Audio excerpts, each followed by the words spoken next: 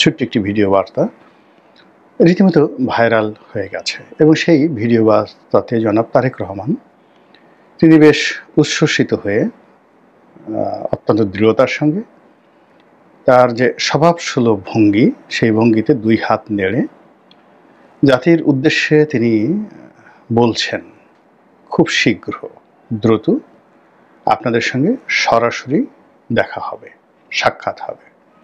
খুব অল্প সময়ের একটা ছোট ভিডিও। এটি বিএনপির যে ভেরিফাইড ফেসবুক পেজ রয়েছে সেখান থেকে প্রচার করা হচ্ছে এবং বিএনপি যারা নেতাকর্মী তারা আবার এই ভিডিও বার্তাটি তাদের নিজস্ব যে ওয়াল সেখানে ব্যাপকভাবে তারা প্রচার করছে এবং সবাই বলার চেষ্টা করছে আহলান ওয়া সাহালান, স্বাগতম এবং স্বাগতম। ওহে আমাদের প্রিয় নেতা, আমাদের ত্রাণকর্তা, আমাদের যাকে বলা হয় দেশনায়ক, আমাদের কর্ণধার, আমাদের ভবিষ্যৎ প্রধানমন্ত্রী, আমাদের এ জাতির উদ্ধারকর্তা, আপনি আসুন, দেশ আপনার, এসে বসুন, ক্ষমতার সিংহাসনে বসুন, আপনি আসলে সব সমস্যার সমাধান হয়ে যাবে।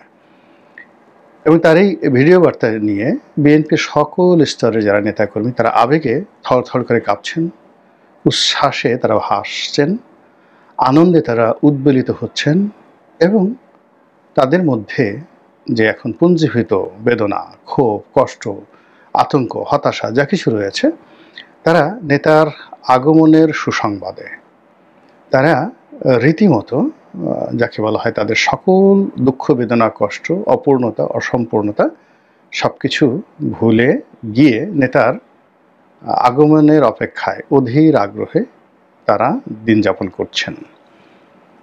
দল হিসেবে বিএনপি ভাবছে বা চেষ্টা করছে বা করবে তারেক রহমান সাহেবের যে আগমন, সে আগমনটিকে ঐতিহাসিক একটি মুহূর্ত হিসাবে তারা এটিকে যাকে বলে একটা মাইলস্টোন রূপে বাংলাদেশে প্রতিষ্ঠিত করতে চাচ্ছে।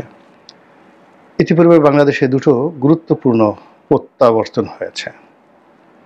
একটি হলো বঙ্গবন্ধু শেখ মুজিবুর রহমান, তিনি এসেছিলেন 1972 সনের 10ই জানুয়ারি পাকিস্তানের কারাগার থেকে মুক্ত হয়ে লন্ডনে গিয়েছিলেন এবং লন্ডন থেকে দিল্লি হয়ে ঢাকাতে এসেছিলেন এবং সেদিন ঢাকা রাস্তায় মানুষের ঢল নেমেছিল। দ্বিতীয় যে একটা অভিষেক, আগমন এবং প্রত্যাবর্তন ঘটেছিল শেখ হাসিনার 1981 সালে, তিনি ভারত থেকে বাংলাদেশে প্রত্যাবর্তন করেছিলেন মে মাসে। পুরো এয়ারপোর্ট থেকে শুরু করে বাংলাদেশে এত বড় জমায়েত, এমনকি বঙ্গবন্ধুর 10ই জানুয়ারির তারিখে যেভাবে লোক এসেছিল তাদের চাইতেও বেশি লোক হয়েছিল সেই যখন শেখ হাসিনা বাংলাদেশে এসেছিলেন। তো এ দুটো হলো একটি রাজনৈতিক দলের সর্বোচ্চ পর্যায়ের নেতাকে বরণ করে নেয়ার স্বতঃস্ফূর্ত সমাবেশের দুটো ঐতিহাসিক মুহূর্ত। এর বাইরে বিএনপি যখন ক্ষমতায় ছিল ঠিক সেই সময়টিতে সজীব ওয়াজেদ জয় বাংলাদেশে এসেছিলেন। তো সেখানে অনেক লোক হয়েছিল তাকে বরণ করে নেওয়ার জন্য। এটা আসলে বঙ্গবন্ধুর সঙ্গে বা শেখ হাসিনার প্রত্যাবর্তনের সঙ্গে সম্পৃক্ত নয়, তবে সজীব ওয়াজেদ জয়কে বরণ করে নেওয়ার জন্য আওয়ামী লীগের যে উচ্ছ্বাস ছিল, আবেগ ছিল, সেলিব্রেশন ছিল, উদযাপন ছিল, তারপরে এখানে ইনভেস্টমেন্ট ছিল, জাঁকজমক ছিল, ওটাও বাংলাদেশে কিন্তু ওর সঙ্গে অন্য কোনো প্রত্যাবর্তনের তুলনা করা যাবে না। লোক হয়তো বঙ্গবন্ধুর ক্ষেত্রে বেশি হয়েছিল, লোক হয়তো শেখ হাসিনার ক্ষেত্রে বেশি হয়েছিল, কিন্তু যেটাকে বলা হয় একটা সাজানো, গোছানো, পরিকল্পিত এবং একটা সমাবেশ ঘটানোর জন্য বিপুল ব্যয়, আওয়ামী লীগের সকল স্তরের নেতাকর্মীরা তারা নিজেদের পকেটে হাত দিয়ে সাধ্য মতো সর্বোচ্চ ব্যয় করে ঢাকা বিমানবন্দর থেকে শুরু করে সুধা সদন পর্যন্ত যেভাবে লোকারণ্য করে ফেলেছিল, এটি বাংলাদেশে বিরল ঘটনা। এবং সজীব ওয়াজেদ জয় আসার ওই সময়টিতে জনাব তারেক রহমান সাহেব তাকে স্বাগত জানানোর জন্য তার আপনজনদের মধ্যে কয়েকজন নেতাকে পাঠিয়েছিলেন। তার মধ্যে জহিরুদ্দিন স্বপন ছিলেন, শুভেচ্ছা সহ একটি পত্র, ফুলের তোড়া ইত্যাদি সহকারে। কিন্তু জাতির দুর্ভাগ্য যে জনাব তারেক রহমান সাহেবের হাওয়া ভবনের পক্ষ থেকে যে শুভেচ্ছা দূত এবং শুভেচ্ছা বার্তা এবং শুভেচ্ছা যে ফুলের তোড়া, শুভেচ্ছার ফুলের তোড়া, এটি সুধা সদনে গিয়েছিল। তো সেটার যথাযথ সম্মান এবং মর্যাদা সুধা সদনের পক্ষ থেকে, জয় সাহেবের পক্ষ থেকে রাখা হয়নি। তারেক রহমান সাহেবের যারা প্রেরিত যারা লোকজন রয়েছে তাদের সঙ্গে দেখা করা হয়নি। তো এটা আমরা যারা সাধারণ জনগণ ছিলাম, আমাদের কাছে এই জিনিসগুলো ভালো লাগেনি। এনিওয়ে, তো এই যে এখন তারেক রহমান সাহেব যেটা যখন আসছেন এই সময়টিতে, বিএনপি যারা নেতাকর্মী তারা এই 3টি সমাবেশের কথা মাথায় রাখছেন: বঙ্গবন্ধু স্বদেশ প্রত্যাবর্তন, শেখ হাসিনার স্বদেশ প্রত্যাবর্তন এবং যাকে বলা হয় সজীব ওয়াজেদ জয়ের বাংলাদেশ প্রত্যাবর্তন। এই 3টির সমন্বয় ঘটিয়ে লোকে লোকারণ্য করা, তারপর এখানে উদযাপন করা, আনন্দ করা, ফুর্তি করা এবং পুরো সমাবেশ স্থলকে নিরাপদ করার জন্য বিএনপির মধ্যে নিঃসন্দেহে একটা মহাযজ্ঞ শুরু হয়ে গেছে। এর বাইরে তারেক রহমান সাহেব এসে কোথায় থাকবেন? কেউ বলছেন তিনি শ্বশুরবাড়িতে থাকবেন, কেউ বলার চেষ্টা করছেন তিনি একটা ভাড়া বাড়িতে উঠবেন। তার নিজস্ব বাড়ি নেই, তার মাও ভাড়া বাড়িতে থাকেন, বা মেজর যাকে বলে কামরুল সাহেবের যে বাড়িটি এখন যিনি ফিরোজাতে আছেন ওখানে তিনি থাকেন। এখন কামরুল সাহেব এটার ভাড়া নেন কি নেন না, কত ভাড়া ইত্যাদি ইত্যাদি, এগুলো আমরা কখনো প্রশ্ন করিনি, হয়তো করবো না। আবার তারেক রহমান সাহেব সম্পর্কেও সবাই বলার চেষ্টা করছেন যে তিনি কত মহান, তিনি জিয়াউর রহমান সাহেবের সুযোগ্য পুত্র। এই ঢাকা শহরে যতই বদনাম বলা হোক না কেন, তিনি তো নিজের একটা বাড়িতে, নিজের একটা অ্যাপার্টমেন্টে তিনি থাকতে পারছেন না, তাকে শ্বশুর বাড়িতে থাকতে হচ্ছে অথবা ভাড়া বাড়িতে থাকতে হচ্ছে। তো সেই দিক থেকে আবার জামাতের যারা লোকজন রয়েছেন তারা টিপ্পনী কাটছেন যে এগুলো রীতিমতো একটা ফাজলামো। এই কারণে এরশাদ সাহেব যে 2টো বাড়ি দিয়েছিলেন একটা থাকার জন্য, সেটা ক্যান্টনমেন্টের মধ্যে শেখ হাসিনা ভেঙে ফেলেছে। আরেকটি যেটা রয়েছে গুলশানে, আরেকটি বাড়ি যেটা ভাড়া দেওয়া হচ্ছে, সেটাও গুলশানে একটা বড় বাড়ি, যেটার ভাড়া থেকে তিনি তার সংসার চালাবেন বলে এরশাদ সাহেব তাকে সেটা দান করেছিলেন। তো সেই বাড়িটা তো এখনও আছে। তো সেই বাড়িটা তো তারেক রহমান সাহেব থাকতে পারেন। খোকর সাহেব মারা যাওয়ার পরে এখন তো সেই বাড়ির প্রধানতম উত্তরাধিকারী তিনি কেন ভাড়া বাড়িতে থাকবেন? তো এই জিনিসগুলো নিয়ে আলোচনা হচ্ছে। পক্ষের লোক যারা আছে তারা নানাভাবে তাকে বড় করার চেষ্টা করছে, আর বিপক্ষের যারা লোকজন আছে নানাভাবে তাকে ছোট করার চেষ্টা করছে। তো এর মধ্যে প্রশ্ন হলো তিনি কবে আসবেন? তিনি কি আসলে আসবেন? তার আশাটা কি ঠিক হবে? তার নিরাপত্তার অবস্থা কি, দেশের অবস্থা কি, ইত্যাদি নানা বিষয় নিয়ে পক্ষে বিপক্ষে আলাপ আলোচনা হচ্ছে। আপনারা যদি আমার মতামত জিজ্ঞাসা করেন তাহলে আমার কাছে মনে হবে জনাব তারেক রহমানের জন্য সবচেয়ে মোক্ষম সময়টি ছিল 2024 সালের আগস্ট মাসের 5 তারিখ থেকে 8 তারিখ সময় পর্যন্ত। এই সময়টি তার জন্য জোয়ার ছিল, এই সময়টি তার জন্য মহেন্দ্র খান ছিল। এই সময়টিতে তিনি যা বলতেন তাই আইন হতো, যা সিদ্ধান্ত দিতেন ওটাই জাতীয় সিদ্ধান্ত হতো, তিনি যা বলতেন ওটা আইনে রূপান্তরিত হতো। কিন্তু আগস্ট মাসের 8 তারিখের পর থেকে পুরো পরিস্থিতি ধীরে ধীরে ধীরে ধীরে তার নিয়ন্ত্রণের বাইরে গিয়ে এখন তিনি এমন একটা স্পর্শকাতর অবস্থায় আছেন, না ঘরকা না ঘটকা। দলের মধ্যে তার অবিসংবাদিত ক্ষমতা রয়েছে, কিন্তু এই সময়ের মধ্যে তার সঙ্গে ক্যান্টনমেন্টের কেমন সম্পর্ক রয়েছে আমরা জানি না। Very sensitive. আপনারা জানেন যে ক্যান্টনমেন্টের সঙ্গে তার সম্পর্ক খারাপ ছিল, ভীষণ রকম খারাপ ছিল। তিনি সেই তার যারা কোমর ভেঙে দিয়েছেন, তার উপর যারা জুলুম করেছেন, অত্যাচার করেছেন, তাকে যারা ফ্যানের সঙ্গে টানিয়ে রেখেছেন, এই ভিডিওগুলো ভাসছে। তিনি অবশ্য বলেছেন যে তিনি এগুলো ক্ষমা করে দিয়েছেন। তো তিনি ক্ষমা করে দিয়েছেন, কিন্তু যাদেরকে ক্ষমা করেছেন তারা সেই ক্ষমা গ্রহণ করেছে কিনা, সেই ক্ষমাকে বিশ্বাস করেছে কিনা, এটা তাকে নিশ্চিত হতে হবে শতভাগ। এর কারণ হলো যে এই বিষয়টি নিয়ে তার যে প্রতিপক্ষ রাজনৈতিক দল তারা টিটকারি করছে, টিপ্পনী করছে এবং নানা রকম বাতাস দিচ্ছে, ডালপালা নাড়াচ্ছে। এবং চরমোনাই পীর সাহেবের যে বক্তব্য, সেই বক্তব্য এখনও কিন্তু নিদারুণভাবে রাজনৈতিক অঙ্গনে আলোচনা হচ্ছে। তো সেই বিষয়টি বিএনপি যারা কর্তা ব্যক্তি রয়েছেন, সামরিক যারা উপদেষ্টা রয়েছেন, তারা এখানে কি সমঝোতায় এসেছেন এটা আমি জানি না।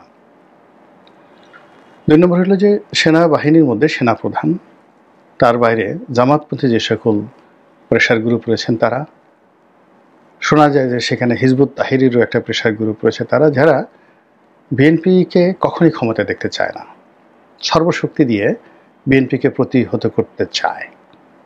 মানে দুটো গ্রুপ, অর্থাৎ জামাতপন্থী প্রেশার গ্রুপ এবং হিজবুত তাহরির প্রেশার গ্রুপ। কিন্তু যিনি এখন সেনাপ্রধান রয়েছেন মিস্টার ওয়াকারুজ্জামান, তিনি এখন কি চিন্তা করছেন? তিনি কি জামাতের পক্ষে, হিজবুত তাহরির পক্ষে, ইনুস সাহেবের পক্ষে, নাকি নিরপেক্ষ? এই বিষয়গুলো বিএনপিকে শতভাগ নিশ্চিত হতে হবে, শতভাগ নিশ্চিত হতে হবে।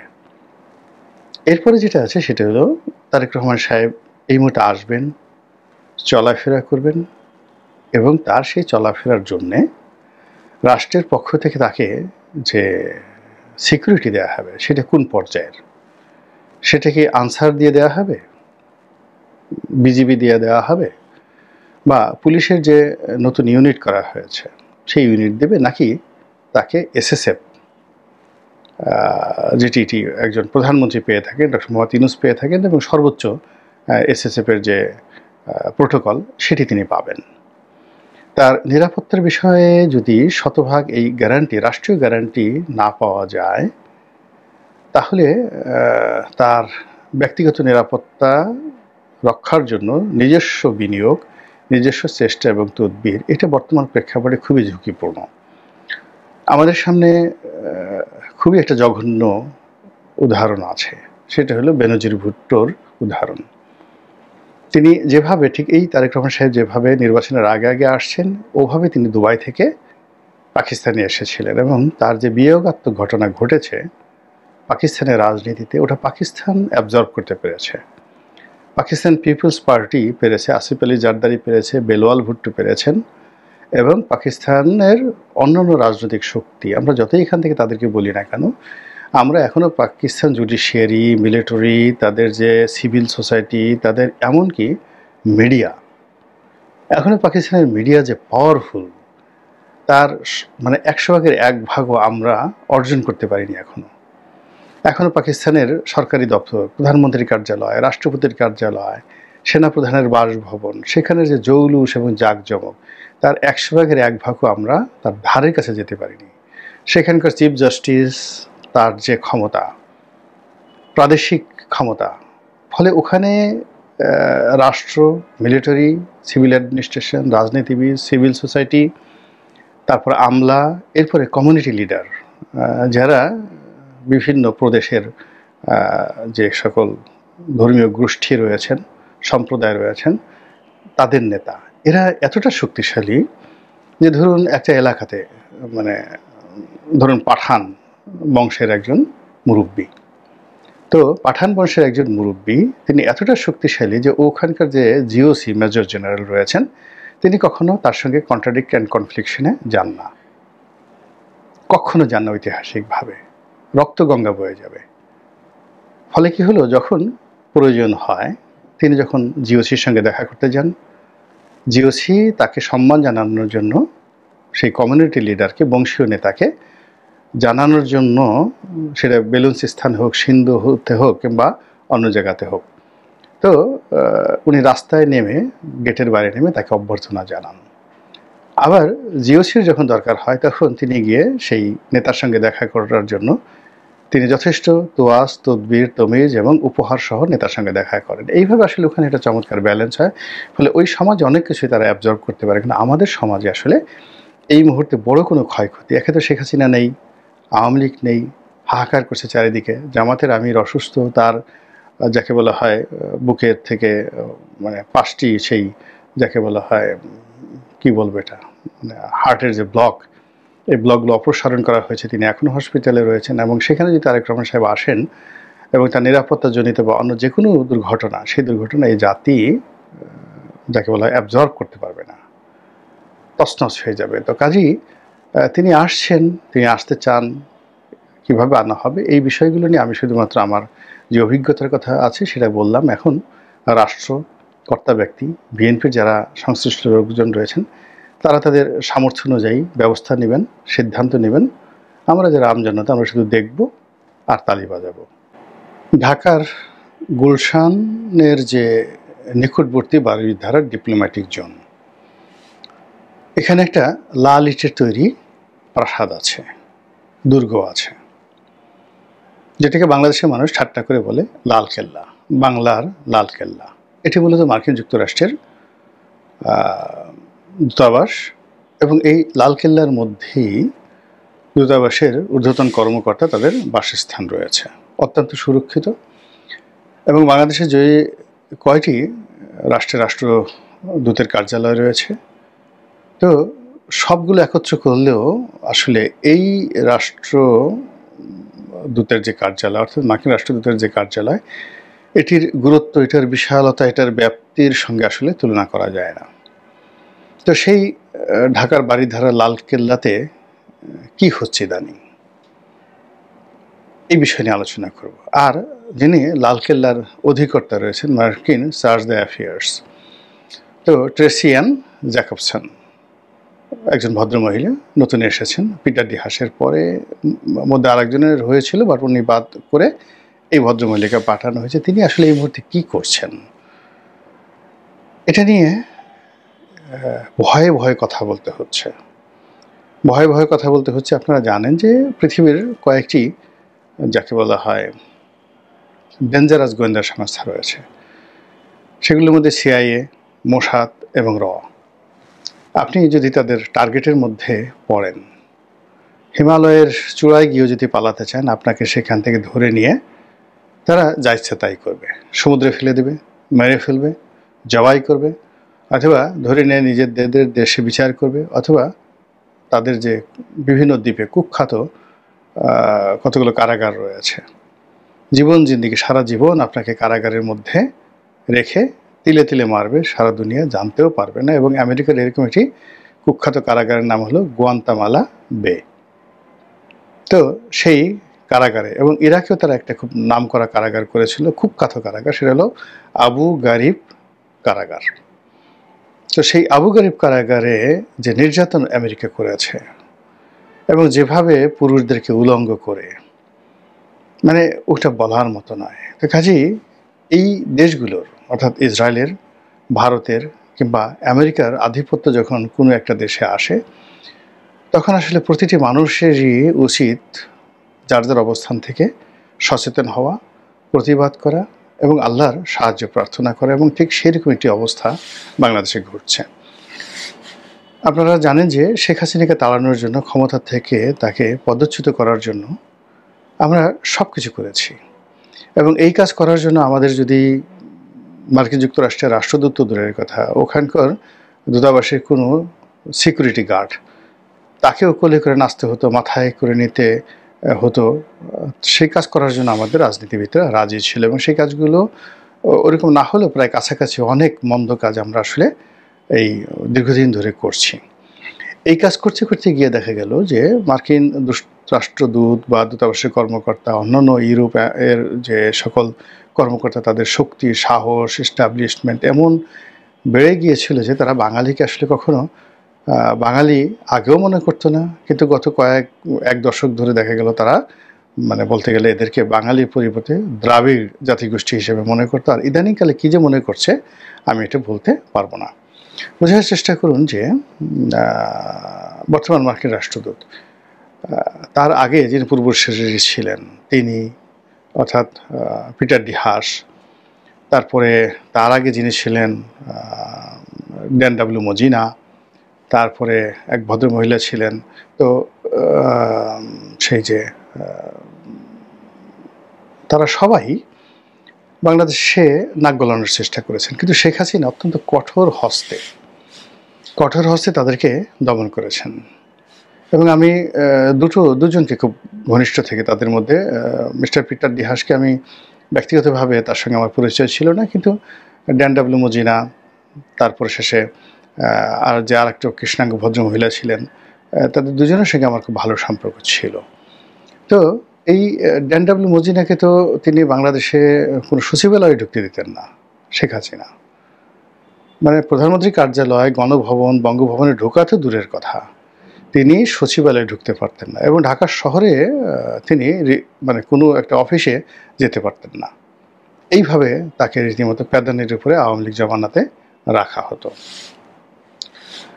তো তিনি কি করতে পেরেছেন? তিনি তার পররাষ্ট্রমন্ত্রী হিলারি ক্লিনটনকে বলেছেন। হিলারি ক্লিনটন শেখ হাসিনাকে ফোন করার চেষ্টা করেছেন, ফোনই ধরে নেয় শেখ হাসিনা। এরপরে পরবর্তী যখন জন কেরি পররাষ্ট্রমন্ত্রী হলেন, তিনি বাংলাদেশে এলেন শেখ হাসিনার সাথে দেখা করার জন্য।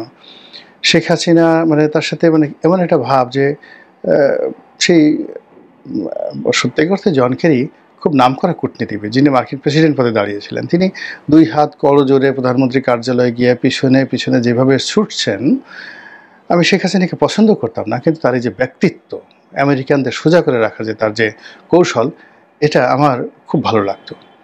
তো তিনি চলে গেলেন খুব অপমানিত হয়ে, লাঞ্ছিত হয়ে, মনের দুঃখে, এবং যাওয়ার সময় তিনি যে কাজটি করে গেছেন, আমার সর্বনাশ করে গেছে, সেটা হলো আমি এবং আমার পরিবারের যে মার্কিন ভিসা ছিল, সেই ভিসা তিনি ক্যান্সেল করে দিয়ে গেছেন এবং পরবর্তীতে আমি যেন বা আমার পরিবার ভিসা না পাই, এই জন্য আমি এবং আমার পরিবারকে ব্ল্যাক লিস্টেড করে গেছেন।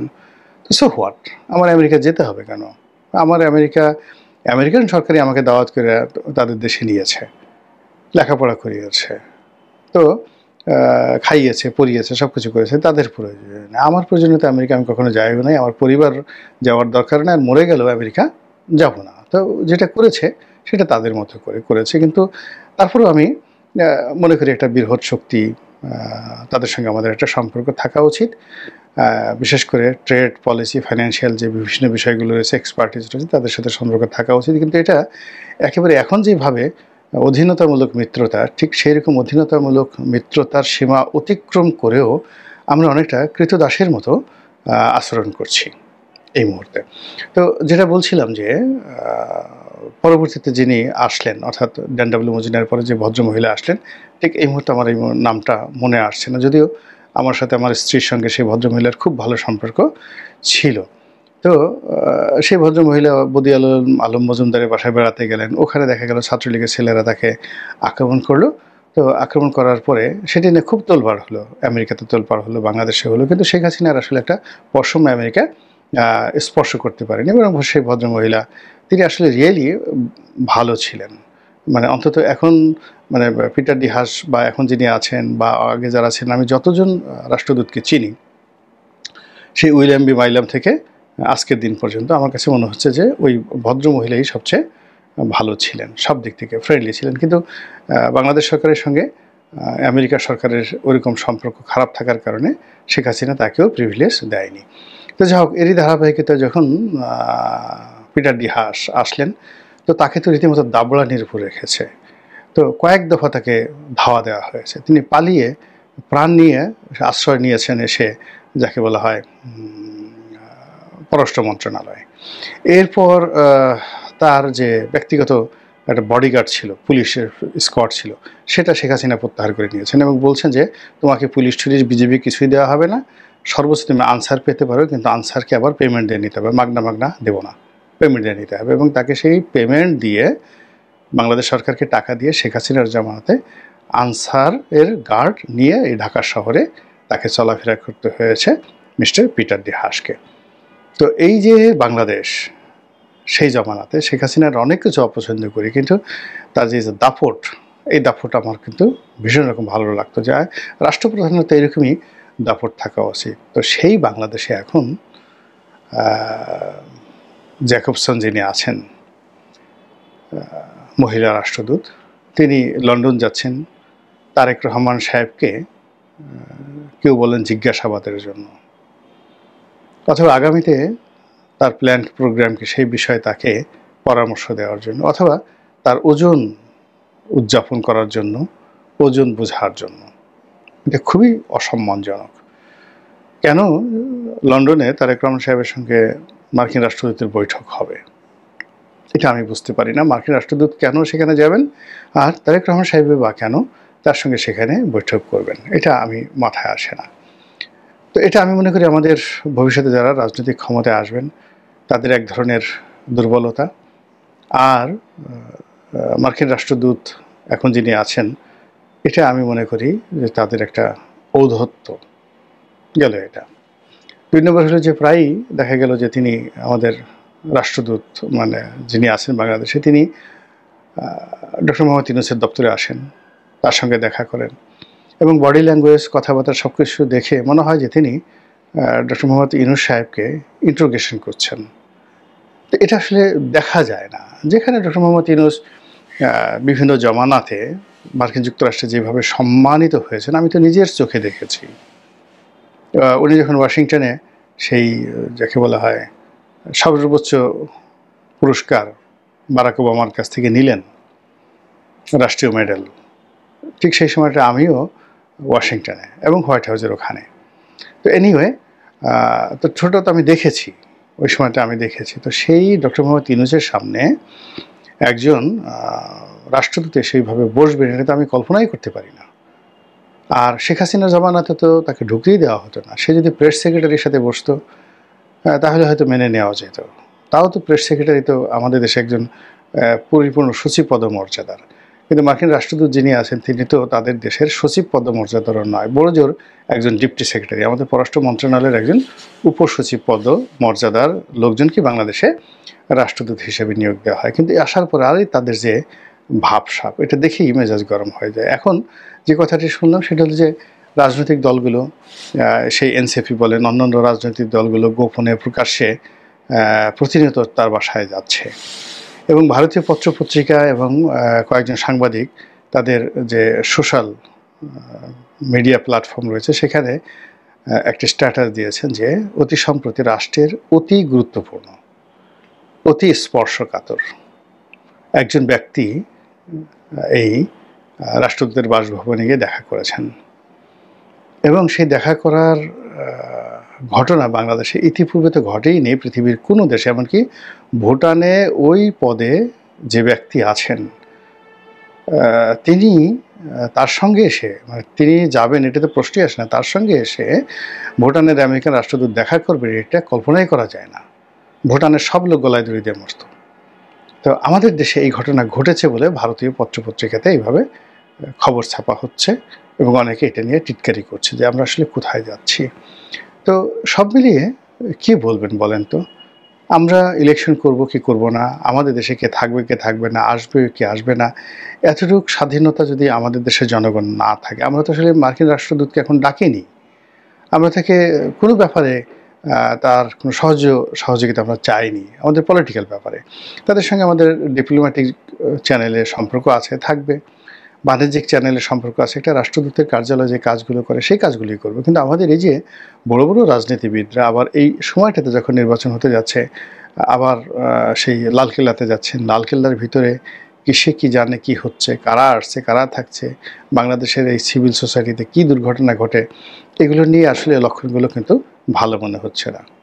আমেরিকার যে খেলাধুলা অনেক দিন থেকে আমরা শুনে আসছি, আমাদের সীমান্ত নিয়ে, আমাদের সেফ মানে নিরাপদ করিডর, সেই নিরাপদ করিডর নিয়ে, রোহিঙ্গা নিয়ে, তারপরে শেষে সেন্ট মার্টিন নিয়ে নানা রকম যে কথাবার্তা শুনছে এবং মার্কিন সৈন্য বাংলাদেশে আসে ট্রেনিং দেওয়ার জন্য, এখন অনেক সৈন্য আসছে বা আছে ওই এলাকাতে, এই ধরনের কথাবার্তার শোনার পরে যদি আবার দেখি যে সেই বারিধারা লালকেল্লাতে রীতিমতো পথ করে আমেরিকান পতাকা উড়ছে, আর আমাদের বাংলাদেশে যারা ভবিষ্যতে পতাকা নিয়ে পথ করা পতাকা নিয়ে ঘুরতে চান তারা সেই পতাকার সামনে গিয়ে নতজানু হচ্ছে, বিশ্বাস করেন এতটা কষ্ট লাগে, এতটা অপমান বোধ করি যেটা আপনাদেরকে ভাষায় প্রকাশ করতে পারবো না। মহান আল্লাহ আমাদের সবাইকে হেদায়েত দান করুন এবং হেফাজত করুন। আসসালামু আলাইকুম ওয়া রাহমাতুল্লাহি ওয়া বারাকাতুহু।